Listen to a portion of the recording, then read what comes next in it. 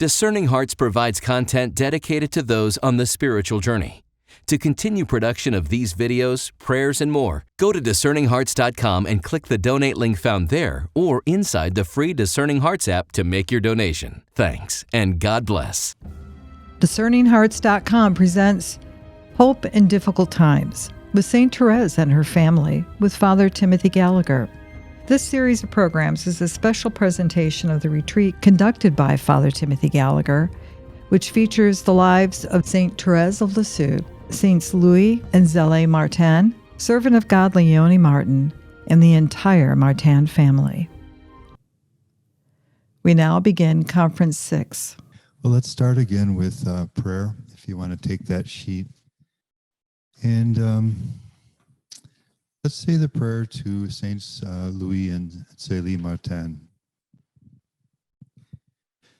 Saints Louis and Zelie Martin, after having had the desire for religious life, you heard the Lord's call to the vocation of marriage.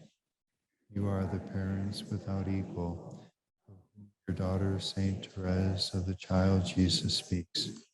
The fortunate parents of Leonie, the servant of God, Sister Françoise Thérèse, of Marie, Pauline, and Celine, transplanted, and of the 4 children taken from your affection in their youth, Helene, Joseph, Jean-Baptiste, Marie-Thérèse.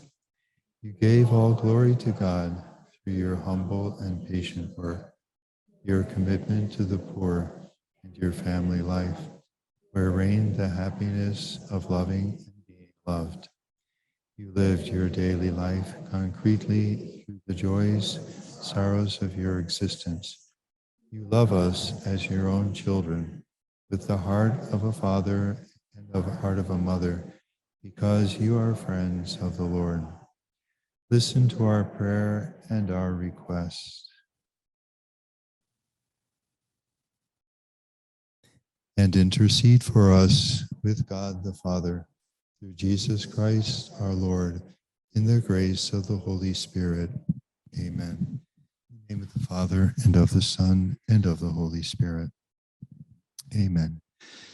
So in the handout, we are on page 34. I'd like to do a bit more with Zelie, and my hope is that we can do at least a brief look at Thérèse and Leonie tomorrow morning. So this is January 16th, and Zelie is writing to Pauline.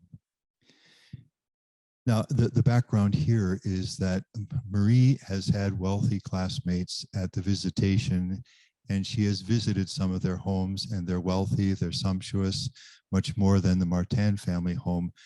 And so she's dreaming of having a house like this. And then Zelie comments, as for me, I imagine that if I were in a magnificent chateau, surrounded by everything one could wish for on earth, the emptiness would be bigger than if I were alone in a little attic room, forgetting the world and being forgotten. That language sounds a bit like Thérèse, you know, who wants to be hidden. So I do nothing but dream of the cloister and solitude. This, to my mind, calls to mind the Curé of Ars, St. John Vianney, who spends 41 years as the pastor of this small country parish, but an explosion of pilgrims come. At the height of it, it was well over 100,000 people during the year. People would wait 3 days in line to go to confession. He had these crushing days of 16 hours of hearing confessions. I once heard 5 hours, and I know how tiring that was, 5 in a row. And 16 is unimaginable. And then, of course, everything else. And there was a dream in his heart throughout all of that time to just leave it all and go to the monastery and be able to pray. I think you might be catching a little bit of that in Pauline, or in Zelie, with these very packed, intense days. It's a little different than Jean Vianney, because she always had a certain leaning in that way. But watch what she says now about this dream. With the ideas I have, I don't really know how this wasn't my vocation, or how I didn't remain a spinster or retreat into a convent. Now I'd like to live to be very old, so I can withdraw in solitude when all my children are grown. And then the but comes. But I feel that all these are only empty ideas, so I hardly pay attention to them. It's better to use the present time well than to think so much about the future. 3 weeks later, to her sister-in-law, Zelie. Now, speaking of her daughter, Zelie, Zelie is always sick. I'm very happy because Marie has finished at the visitation and is home now, that Marie is here to give her lessons because it would be impossible to send her to boarding school. In fact, Zelie never does go to the visitation in Le Mans, and the reason for it is that Zelie just doesn't believe that she has the health that she would need. Later, when they move to Lisieux, she does, as a day student, does go to the Benedictine sisters to study, but not as a boarder, though. She would never be a boarder the way the older two were. Sometimes her big sister becomes discouraged, saying, "What good does it do to teach her if she has to die?" Marie has seen this happen 4 times. But since we don't know the future, we can't, and actually, Zelie, as I mentioned, would live to be 90 years old. But since we don't know much about the future, we can't leave her without an education while making sure we don't tire her too much. They say that children in their 7th year change their constitution. And since she'll soon reach that age, I hope she'll do better. I wonder about that. I don't know if the parents here or those with medical knowledge could say something about that. Well, we live only to have torments of every kind, she says. I still have another worry that makes me suffer very much, and that is my poor business. So this is again the ups and downs of her business, which isn't doing well. I'm sure you're going to laugh and say so much the better because I've worked enough. Remember how she says Marie curses the lace, would rather live in an attic with nothing than have to go through what she sees her mother going through. You're right, I too would say the same thing, but there's something else that stops me. It's not the desire to amass a great fortune that drives me. And I think the choice of her verb there is instructive because she is driven. But what drives her is not that she just wants to get rich and have a lot of money, because I have more than I ever wanted. But I think it would be foolish of me to leave this business having 5 children to provide for. That's the key. I must go all the way for them, and I see myself in a dilemma. I have workers, and I have no work to give them, while other companies are doing very well. And look at this. That's what distresses me the most, that she can't give work to her workers who need it. I'm going to keep repeating this, but it is incredibly other-centered, every line and every letter here. You never hear her moaning and wishing people would pay more attention to me and all that sort of thing, which she could have well done because she went through an awful lot. But there's that, and I've noticed as I've gone through these how often she uses the word resigned. We need to be resigned. If God wants it, we need to be resigned to it. I'll do my best to resign myself. But again, it's other-centered in an amazing way. Poor Marie, oh, this is where she says it. I'm sorry, I'm anticipating. Poor Marie is very unhappy over it. She curses the Alençon lace and declares that she would prefer to live in an attic rather than make her fortune at the same price I've paid. I don't think she's wrong. If I were alone and had to endure all over again what I've suffered these last 24 years since she started the business, I would prefer to die of hunger, because just the thought of it makes me tremble. I often tell myself that if I had done half of this to win heaven, I would be a canonized saint. And imagine reading that today, and when she is a canonized saint, you know, there's a kind of a flip there that in a very wonderful way. I also think of my brother, and if he's enduring the same troubles as I am for his business, I feel sorry for him with all my heart, because I know from experience what he's going through. And I want to just highlight 2 phrases from this letter, which really, I think, typify everything in Zelie. I must go all the way for them. And she did, to the very last breath that she had. And she says, with all my heart, and that too is Zelie, everything is done with all my heart, with all the love, the attention that I can give. Those two phrases in some way describe Zelie.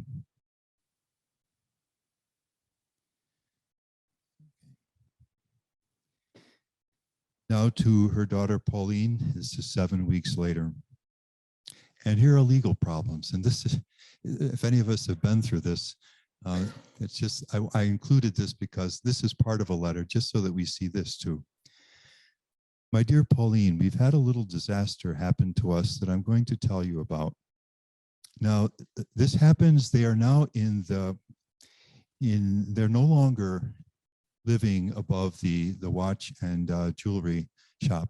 We've seen that photo a number of times. What happens is that when Zelie's father dies, he leaves the house in which he's been living to Zelie. And that's obvious because the oldest sister is in the monastery, and the younger brother is not even in Alençon, but he's established in Lisieux. And Zelie and her family are there. So it makes obvious sense to leave it to her. And this would be a picture of it at the time. You can see the 2 floors and then the attic here, and a building right up against it. And it looks like there's a space here. You see the bushes here. So that what happens either involves this side of the house or behind the house. This is the house today. That space where you see the bush is filled in today. Okay, so pilgrims can visit that. But this is where Thérèse is born and where she lives these first 4 years of her life. She's the only one of the children that is born there. The others have all been born before they move. And it's also the time when they make the move, that's when Louis sells his watchmaking and jewelry business to a nephew of his, and then dedicates himself full-time to helping his wife with her business. And I may have said before, this is the pattern always in Louis. He will give up everything for the sake of his family.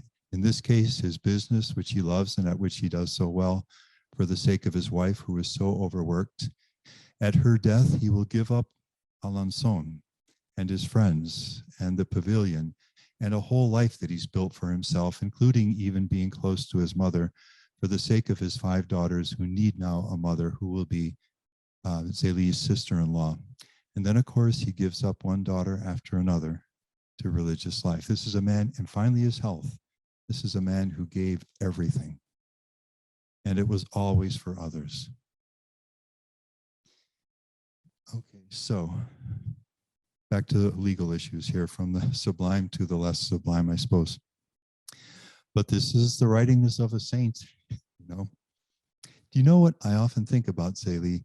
We say very easily, and we understand it to a degree, that sanctity does not consist in doing extraordinary things, but we can all complete the phrase, doing ordinary things in an extraordinary way.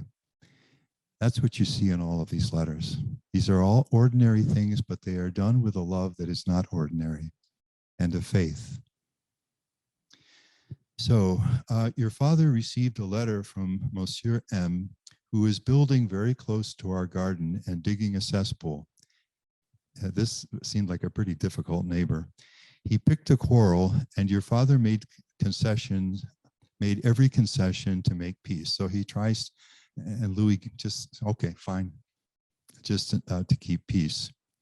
Finally, the neighbor made his hole so close to the wall that it collapsed. The other day, about 8 o'clock in the evening, we heard a terrible crash, and it was the wall falling down. The next morning, Monsieur M saw this disaster and got very angry, claiming that we had to pay half the costs for rebuilding the wall when the accident was due to his carelessness. He had a summons sent from the Justice of the Peace, and last Friday, your father appeared there. He explained the matter so well that everyone, including the judge, was indignant about our neighbor. But he can make us bear all the costs, since the law is on his side, because our walls are a few centimeters short of the required thickness. We asked for an expert who's coming tomorrow at 9 o'clock. He already paid us a visit this morning. He confided to us that we weren't in good hands because this Monsieur M knows legal quibbling like no one else and is going to make us eat more than the costs of rebuilding the wall. That's where we are, and I don't know when it will be over.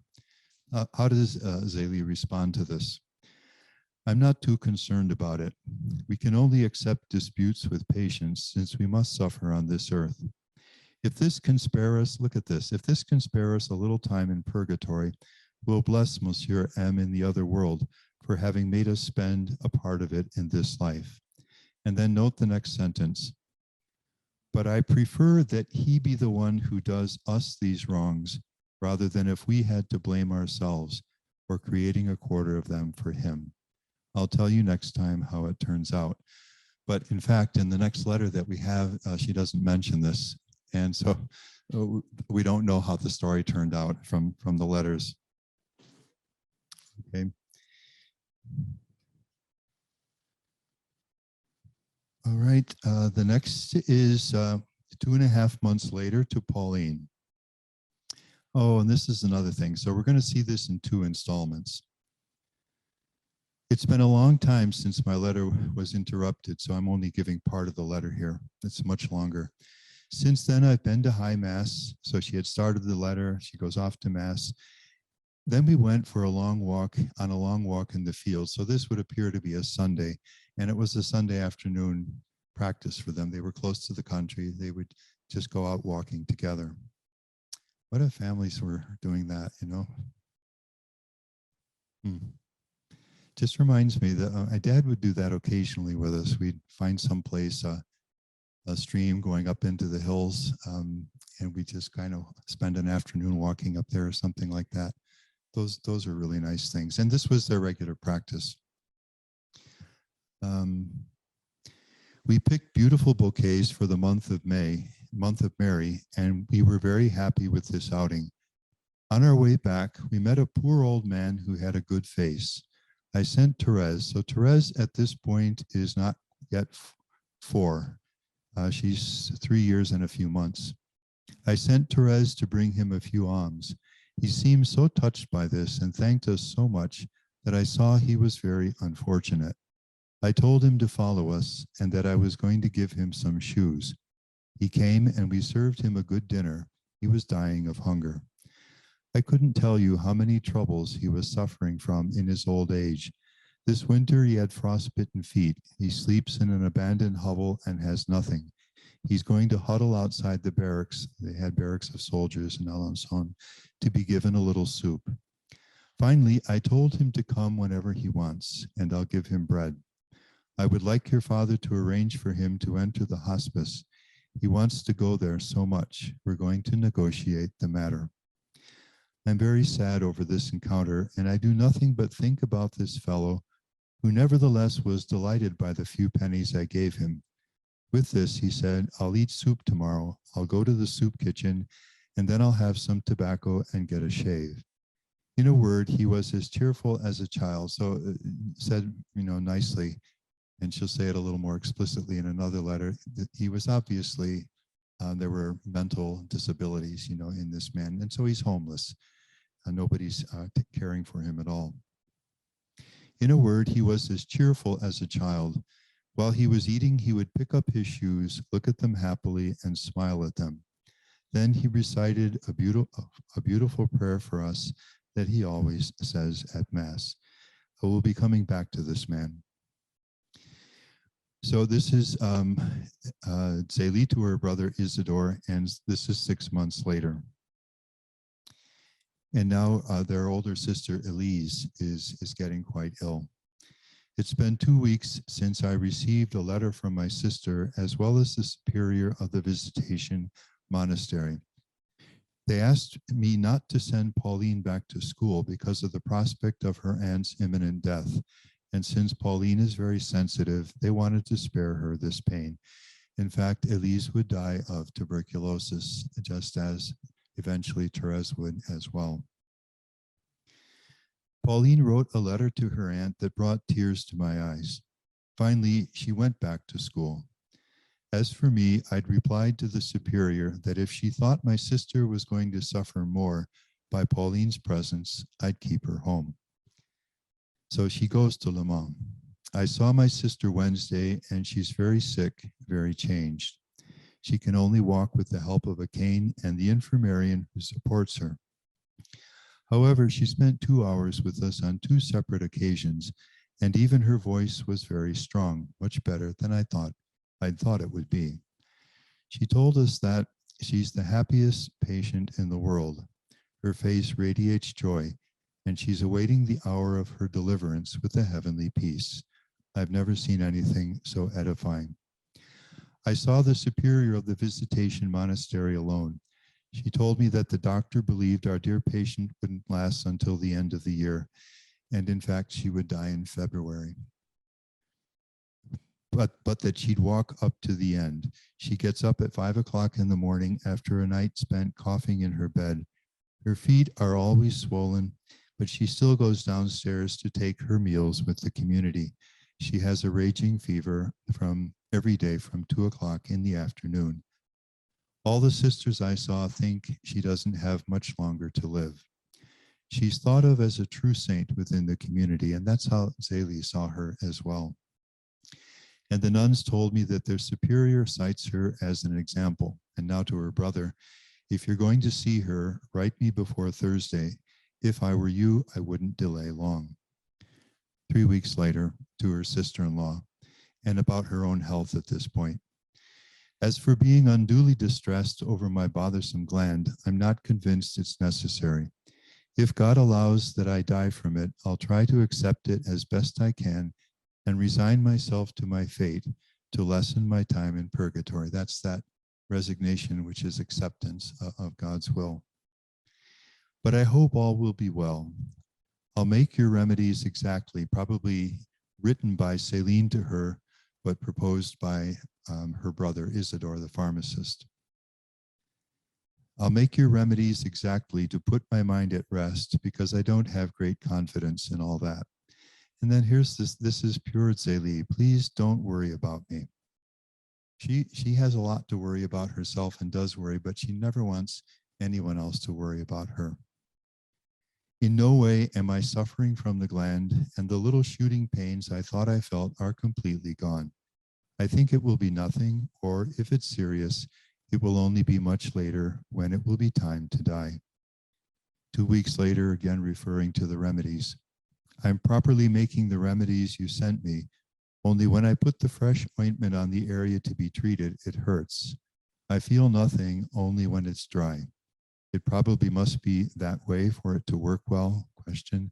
I kiss you with all my heart, your very loving sister. And then the next day to Pauline. Since you want me to write to you today, my letter will not be as long as usual. It winds up being quite a long letter. We only have an excerpt from it here.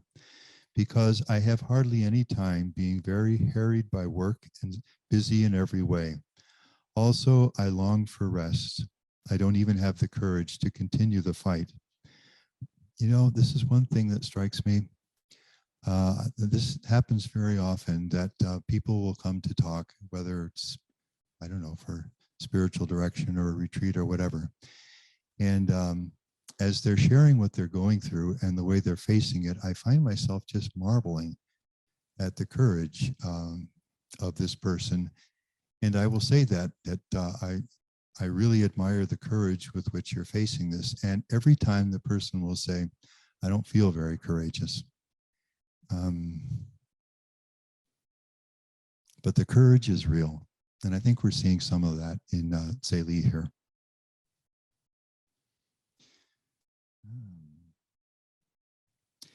I feel the need for a little quiet reflection to think about my salvation, which the troubles of this world make me neglect. It could have been St. John Vianney writing that same phrase, because he would say very similar things. And yet I should remember these words from the Imitation of Christ. Why do you seek rest, whereas you are born to labor? We mentioned before that, like her mother, Thérèse would love this book. so much, and would read it so much so that she had it memorized completely, which is an amazing thing. It's a full book. And so much so that when she would go, still as a young girl, to visit her older sisters in the Carmel, the superior and the sisters enjoyed asking her to, they would refer to a certain paragraph in the imitation and ask her to recite it, and which she could do without fail. You know, like as the mother liked this book, so did Thérèse. But when you are too engrossed in your work and no longer have youthful energy, you can't help wishing to be relieved of it, at least in part. Oh well, I live in this hope. It seems to me for many reasons my business is winding down. 9 days later, to her sister-in-law. Today I received news from O.M.V about her older sister. I'm not at all reassured about my sister's health. I think it's still declining and soon it will be over. This gives me sad thoughts, and it seems to me I'll find myself abandoned. She just can't conceive of not having her sister there. I need her and her advice. Well, I have to resign myself. My brother wants me to give him some news about my health. It's very good, and apart from my mood, I'm not suffering at all. I'm certainly not filled with joy. I'm extremely worried, right or wrong. If only I were freed from my business, I would be happy. And then she immediately qualifies this, but no, my poor Leonie would be there preventing me from being completely happy because I fear for her future. What will become of her when we're no longer here? I'm doing my remedies properly. Supposedly they're necessary to take away this lump, but they take absolutely nothing away. Well, I feel guilty when I miss it, which from now on, I don't want to do anymore, I promise you. And now 3 weeks later, we're in December. They met this poor man that we just referred to in May, and now we're in December, and this same man returns. I already spoke to you about a poor man whom we've known since spring. He was in the most extreme poverty, since he didn't have any shelter and slept in a barn with an open work door, which caused him to get frostbite on his fingers and feet. No one took care of him. You wonder about this man's family, but nobody is caring for him at all. And he asked for nothing and only went to the door of the barracks to have a little soup. He was starving. Your father had noticed him in the doorway of the Hôtel de France in such a miserable state and with such a gentle expression that he took an interest in him. And now we've seen Zelie do this, the mother with the two babies and so forth, and reaching out, Armandine. Louis now is going to do the same. Let's see, he took an interest in him. As for me, referring to last May, I wanted to know more about him, and while on a walk, I approached the fellow. I brought him home and questioned him. I then discovered that he was childlike and languishing without any help. I asked him to come here every time he needed something, but he never came. Finally, in the beginning of winter, your father met him one Sunday. It was very cold, and he had bare feet and was shivering. Overcome with pity for this unfortunate man, he began to take all kinds of steps to have him enter the hospice. I did my best to see if I could find an image of it. And this may not be the same one. This is Alençon, and it's the building is called a hospital, hospice, and there's also a nursery there. It was either this or some similar kind of institution where people who were helpless and unable to care for themselves would be taken care of. And Louis is trying to get him into this. Let's see, how many steps he took and how many letters he wrote to get a copy of his baptismal certificate and the petitions, exclamation point. But all of this was a waste of time because we discovered the fellow was only 67 years old, 3 years less than the required age. So in a way that's kind of parallel to Zelie when she's dealing with Armandine.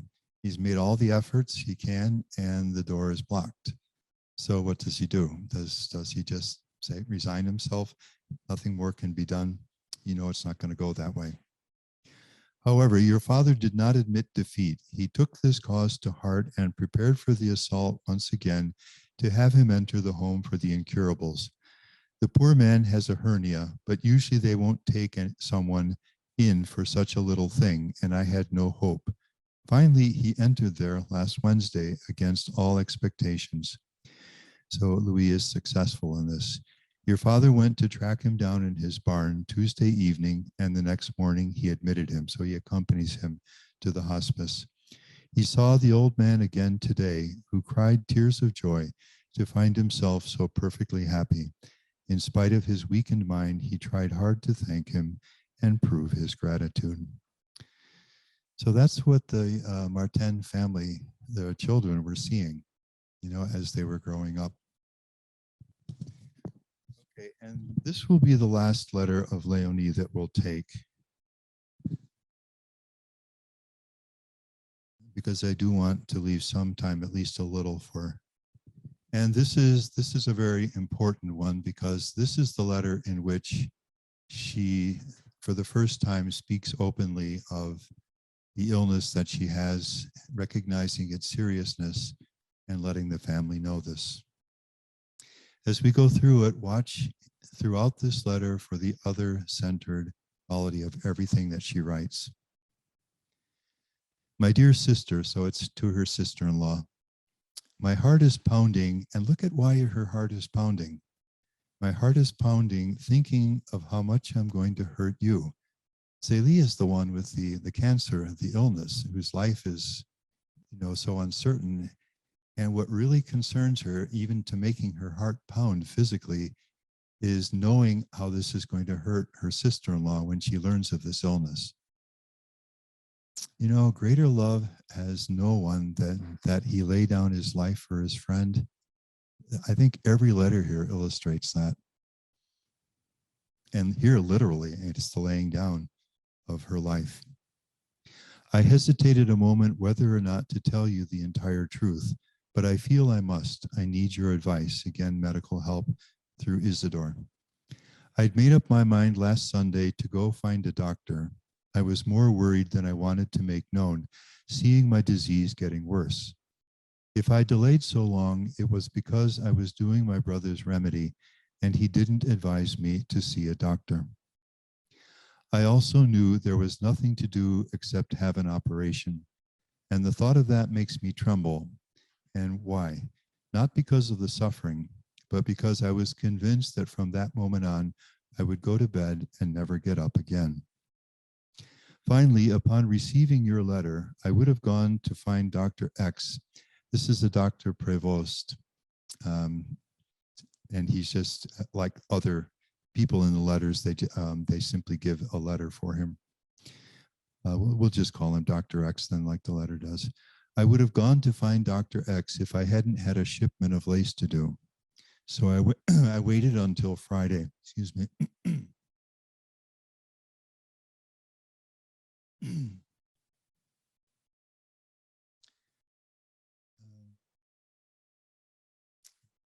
My husband, reading your letter, began to become more worried because, again, she's never told Louis of the seriousness of this, not wanting him to suffer. And again, as I mentioned earlier, Thérèse will do the same when her time comes. But now Louis is, for the first time, beginning to realize there is something quite serious here.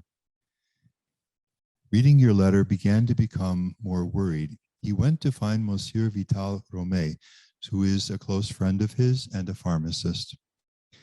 Because I was saying I didn't want to see a doctor, Monsieur Vital came and insisted on an operation, naming several ladies whom I knew and who'd pulled through.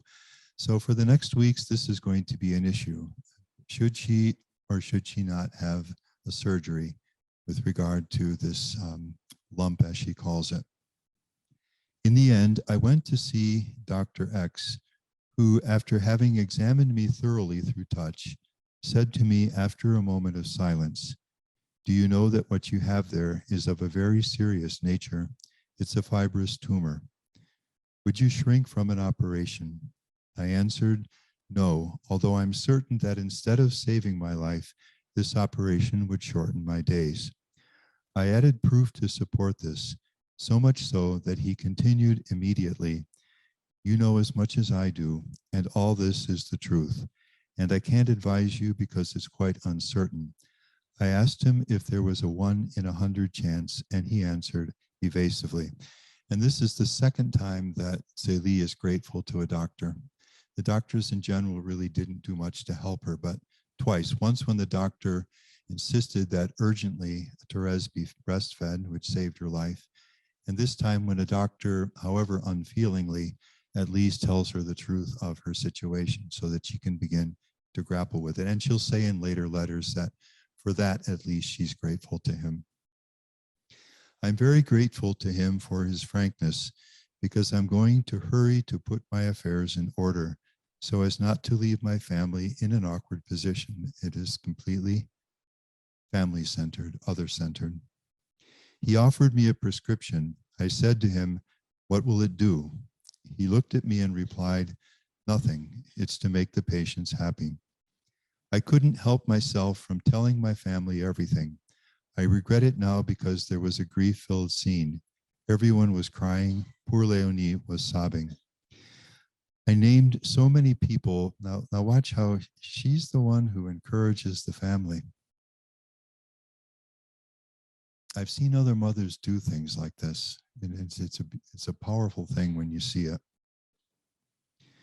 But I named so many people who'd lived 10 or 15 years like this, and I didn't seem very upset, doing my work as cheerfully as always, perhaps more so that I calmed everyone down. And yet I'm quite far from deluding myself. She knows the seriousness of it. And I have trouble falling asleep at night when I think about the future. And here it is again. However, I'm resigning myself as best I can. If this is your will, Lord, as best I can, I'll say yes to it. But I was far from expecting such a test. And now her sister, who is, where are we here, December, her sister has 2 months more to live. My sister is very happy to die. She'll know nothing of these sad affairs because I don't want to poison her last days. In fact, Zelie never said anything to Elise about her condition so that her older sister would never had to worry about it. I won't say anything more to Pauline. If she knew, she wouldn't be able to return to boarding school. Knowing her as I do, that would hurt her more than seeing me. If you have any advice to give me about the operation, please write me this week because Pauline arrives Wednesday and I don't want her to see your letter. And now she looks at the members of the family. My husband is inconsolable. He's given up the pleasure of fishing, which says everything, and put his lines up in the attic. He doesn't want to go to the Vital Circle anymore. It's as if he's shattered. That same night, he went to find Monsieur Vital to give him an account of the consultation. And Monsieur Vital still says the operation is very necessary. Please give me your advice. I'm not suffering a lot. There's a numbness along the whole side to just under the arm and a dull pain on the right side of the lump. I can't lie down on that side anymore. And now look at the next thing here. I would like that this not worry you too much and that you also resign yourself to the will of God. That she can write like this is a sign of the depth of the love between these two women. That she knows how deeply Céline Guérin will take to heart anything that touches her, Zelie. If he found me useful on earth, certainly he wouldn't permit me to have this illness, because I've prayed so much that he not take me from this world as long as I'm necessary to my children. And she runs through them now. Marie is now grown up. She's 16, perhaps 17 at this point, which is a mature age in the culture of the day. She has a very, very serious nature and no youthful illusions. I'm sure that when I'm no longer here, she'll make a good mistress of the house, which she did, and do everything possible to raise her little sisters well and set a good example for them so that Marie becomes the lady of the house after the death of her mother. Pauline is also charming, but Marie has more experience, and moreover, she has a lot of influence over her little sisters. Céline shows the best tendencies, and this one will be a very pious child. It's quite rare at her age to show such an inclination toward piety. Thérèse is a true little angel. And then lastly, as for Leonie, only God can change her, and I'm convinced he will. In fact, we are at this point just about a little more than 2 months from the moment that will dramatically change Leonie's life. Not end all of her struggles, but it will be the end of the inability of Zelie to win her heart. And that was, as we've already said, I believe, through the doings of Louise, the maid.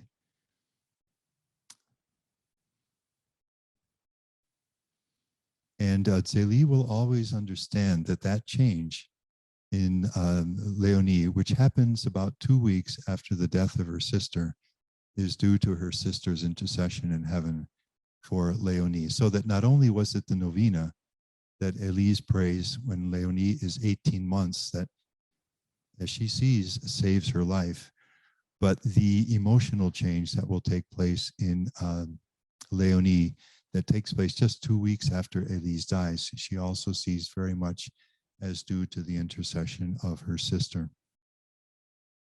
And Leonie understood that in the same way. I hope to go and see you once more. She would go once more. And if I notice that the illness is progressing too much, I'll go before the vacation. So we're in December, I think, here. And the vacation is still a ways off, the summer months, yeah.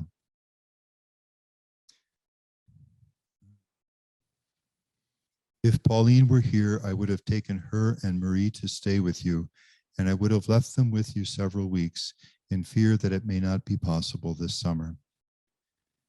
And here is where she begins to ask Céline to be the next mother for her children. They'll be very happy to have you when I'm no longer here. You'll help them by your good advice, and if they have the misfortune of losing their father, you'll take them into your home, won't you? And that's what happened. By that time, when Louis dies, three of the sisters are already in the Carmel, and Leonie and Céline, actually in their father's last year, they are taken into, they have a separate house, but they're taken into the family of the Guérens. And then Céline enters, and Leonie lives with her aunt and uncle until the time comes when she definitively enters the visitation. It consoles me a lot to think that I have such a good family and that there'll be good replacements for us in case of misfortune. There are poor mothers much more unfortunate than I, who don't know what will become of their children and who leave them in need without any help. As for me, I have nothing to fear in that respect. And then look at this. In short, I don't look at the dark side of things. It's a great grace that God has given me. It would be a very interesting thing to trace through all of these letters the way that Zelie responds to suffering. And I think what we'd see is a trajectory of growth. She grows stronger as she goes through one trial after another. And now when she's facing the supreme trial, she can just say this: I don't look at the dark side of things, and it is a great grace that God is giving her. Interruptions, and now she comes back to complete the letter. Since I wrote you the above lines, quite a lot of time has passed. I was waiting to send my letter until I received the one that arrived today from Le Mans, and which I'm enclosing in mine, probably about her sister. Don't worry about me at all. I'm hardly sick at the moment. It's a little thing, and if I didn't see the lump, I would think it's nothing. I have a corn on my foot that hurts me much more, and I don't have to see it to feel it. Be that as it may, let's make the most of the time that's left to us and not worry. That would be another interesting thing. You know, the worry that you see throughout all these letters in Zelie, I suspect what we'd see again, that diminishes as the years go by and as she goes through one thing after another. Besides, it will still only be what God wants. If the illness gets worse, I'll go on some pilgrimage. She does go to Lourdes. If I'd listened to Louis, Louis, I think we would have been to Lourdes already, but it's not urgent. I would wish for a moment to go spend a day with you, and you'd see that I look well. My appetite is good, and I'm very cheerful. It's true that I'm not sad. While waiting to hear from you, I hug you with all my heart. And let's switch to the PowerPoint here now for a bit. This letter is written in December, I think, of 1876.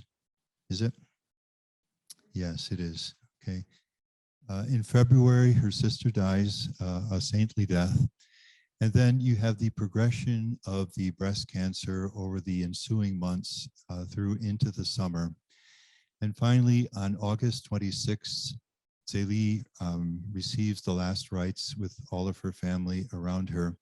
The following day, August 27, Isidore and Céline arrive. And this is the day when Zelie is no longer able to speak, but she has that long look. She simply looks deeply into the eyes of Céline. And Céline will describe this later to Thérèse. I understood what she was saying. Be the mother now for my children. And she did take that very seriously. And as I've said, that's why the family moved to Lisieux. And then the following day, August 28th, at 12:30 in the morning, Zelie dies, 46 years of age. And the following day, the funeral and the burial takes place in that same church we've seen, the Cathedral of Notre Dame, where they were married so many years earlier. Later, once Thérèse's cause became so widespread, the remains of the family members were transferred all to Lisieux, and so they're there now. All right, let's just listen to the daughters speak about these final days of their mother and reflecting on her life. So this is Céline, and it's many years later now, in 1954. It was the evening of August 26th, or the following morning, before the arrival of Monsieur and Madame Guérin, that she received the last sacraments. Thérèse alone mentions it, quote, "The ceremony of extreme unction made a deep impression on me." Céline continues, "It also left a lasting impression on my soul. We were all kneeling beside her bed in order of age, with Thérèse beside me. Our poor father could not restrain his grief. As for our mother, she remained calm and self-possessed. She was to die thus in a truly saintly way, giving us to the very end the example of complete self-forgetfulness, which is pure Zelie, and a most lively faith. It was on Tuesday, August 28th, 1877, half an hour after midnight, that our admirable mother was taken from us. She was only 45 years and 8 months old." This is Marie. "During the course of the day of her death, I often went close to the body of my dear mother. I never tired of looking at her. She seemed to be but 20 years old. I thought that she was beautiful.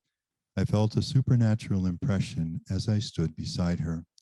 It struck me, which was quite true, that she was not dead, but more alive than ever." Again, Céline. "As for myself, I questioned Pauline a few days afterwards about Mama's death. In particular, I asked her if she herself had not received some sign from heaven of Mother's happiness. She told me that in a dream, she had seen an angel riding on a stretch of sand, shining with light. Blessed are those that mourn, for they shall be comforted. How often in the course of the years our father spoke to us of our saintly mother, and that was the adjective he would use. He always referred to her with that adjective, which was so expressive of his thoughts. Even several years after the event, he wrote in a letter to a friend of his youth, 'In a recent letter I mentioned my 5 daughters, but I forgot to tell you that I also have 4 other children who are with their saintly mother in heaven, where we hope one day to join them.'" And again, Céline. "I have myself often regretted that I had not been able to appreciate my mother for a longer time." So she was 8 years old when her mother died. "But she was spoken of so often among us that she continued to live, as it were, in our midst. We felt that she was watching over us and had not left us. In Carmel, Mother Agnes of Jesus, that's Pauline, and Sister Marie of the Sacred Heart, that's Marie, recalled her memory with deep feeling. They stressed particularly her invincible confidence and her abandonment to divine providence. They declared that she was never known to fail in these virtues, nor in a heroic fidelity to the duties of her state of life. In a word, always active, always devoted, constantly smiling. Our mother never appeared to be doing anything extraordinary, but with remarkable simplicity and humility, she tirelessly spent herself for others and lived always for the good God.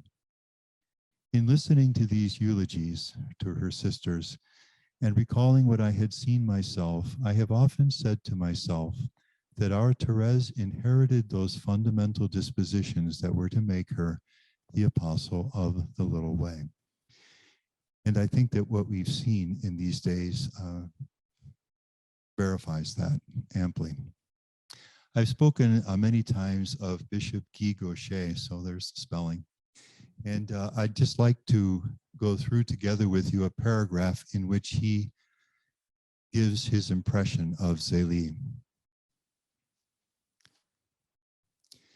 Zelie's spontaneity. So I'm going to break up the sentences. Spontaneity, can you see in the letters? There's nothing studied about these letters or artificial or written and rewritten and rewritten. It is, they're all very spontaneous. That's just sharing her heart. And the way she wrote, I'm sure, was the way she lived. Zelie's spontaneity was expressed throughout her correspondence, as we've seen, as well as her liveliness touched by humor. And I think we've seen that too, very alive, a woman who is completely alive. And you see that, that little edge of humor that comes in here and there in a way that's really kind of charming. A sound common sense that we see throughout, that by its origins one could describe as down to earth. If Zelie was anything, she was down to earth. Shows that she had her feet firmly planted on the ground and that she had a deep, selfless, sisterly affection. Yeah, such a warm heart, loving heart, that was not afraid of expressing reproaches and advice. The reproaches would be her brother in those earlier years. She exhibited a strong courage throughout her life, and that absolutely is Zelie. The courage with which she faced so much in her life, including, as he says here, and these are signs of her courage, in her exhausting work as a lace maker, and especially during her terrible illness. She went to the limits of her strength, and that's absolutely Zelie. She went to the limits of her strength in her role of wife, mother, and educator. Her love expressing itself in 1,000 subtle ways, sending food to her brother studying in Paris, taking the children out for walks, getting the Christmas, whatever. And the various ways in which her love expresses itself: worry about her family's health, pride in the qualities of her children, heart-wrenching pain in the loss of 4 of them, and continuous desire for their sanctity. She knew in many little ways how to develop her daughters' emotional lives, especially by her vigilant love, which is a beautiful description of Zelie. Oh, this is, oh, okay. I do want to look at one more letter. Can we do it? Yes, we have time. This is from Louis, and it's the first letter that he writes after the death of Zelie. And this will be on page 54 in the Zelie dies. The next question is, what's the family going to do at this point? Here is this man with 5 daughters. What's the next step? And people suggest a number of things. Some of them suggest that he should send them to boarding schools where they'd be educated and cared for well. His friends, and many of them firmly advise him to stay in Alençon for obvious reasons. That's where he's established. That's where his family, in this case now his mother, that's where everything is. But Isidore strongly encourages the family to move to Lisieux because Zelie there will be a mother for these 5 daughters. And this, as I said earlier, is another one of these moments in which Louis, at great cost to himself, really at this point gives up everything except his daughters, and for the sake of his daughters, moves the family to Lisieux. And before they can get there, Isidore sets out looking for a proper house for him, and he finds this one, which the daughters, when they see it, nickname Les Buissonnets, which means the little bushes, because it's surrounded by bushes. So as young girls, they give it that name, and it still has that name today, Les Buissonnets. And this is a front view of it. Up here is that belvedere that Thérèse talks about, and yet there's a wide panorama of view from there, where her father, gazing off in the distance as he read or prayed, that's where he says, "Oh la patrie, the fatherland, the homeland." And this is that same property from behind. There's a garden there. This statue commemorates that day on Pentecost when Thérèse asks her father's permission to enter Carmel. Okay, so the family, the girls are now in Lisieux, probably still with their aunt and uncle, because their father has to remain at least a bit in Alençon to tie up all the loose ends. So let's just read this letter by Louis. So this is written 25th of November, and his wife has died on the 28th of August. So this is what, 2 months later? October, 3 months later. Dear girls, and he's writing from Alençon. Today, Sunday, is the day when I am least busy. I am hurrying to address a few words to you. I can't wait to be with you again. And I'm hurrying the workers to finish the Alençon lace that several of them are still assembling, so that they still need to wind up the various commitments taken there. I therefore hope that on Thursday we'll have the pleasure of being reunited and not parting company immediately. In fact, 5 days after this letter, he would arrive. And then to the various girls. Dear Marie, tell Petit Paulin, which is a nickname he has for Pauline, that her gold shells, she would do parchments and writing and that kind of thing, won't arrive before next Tuesday. I asked for 3 of them instead of 2. As for your pins, I think they will be easier to find in Lisieux. The moss you mentioned can't be found in this season, but we will try to have some later on, that maybe for Christmas decoration or some kind of decoration. Children, pay attention to all your uncle and kind aunt's instructions. You are aware of the great sacrifices, and as you said, they were very great, I had to make to secure you their help and good advice. Therefore, don't miss a single opportunity to take advantage of it. You, Marie, my eldest, my first, you know how much I love you. And he always had a special love for Marie. Well, continue to devote yourself more and more to your sisters. Take care that when seeing you, they may have before their eyes a good model to imitate. Tell Leonie that if she continues being an absolutely good girl, in fact, Marie writes to her father that she's astounded at how well Leonie is behaving.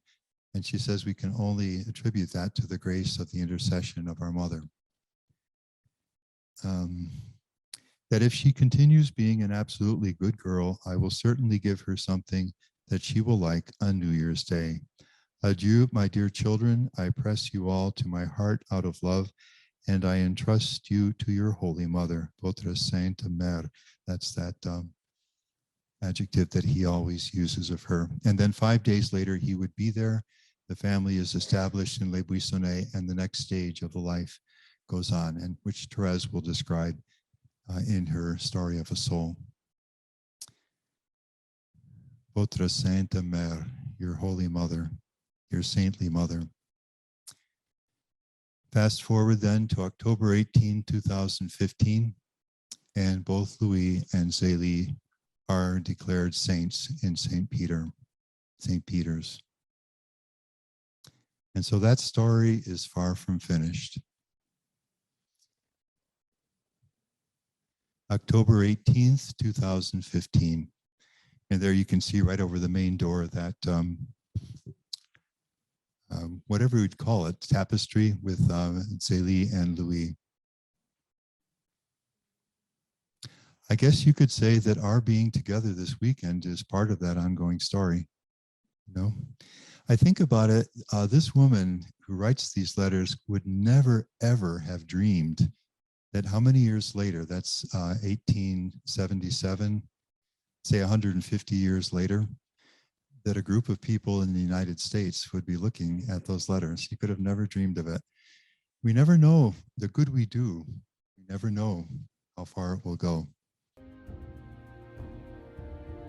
You've been viewing Hope in Difficult Times with St. Therese and her family with Father Timothy Gallagher.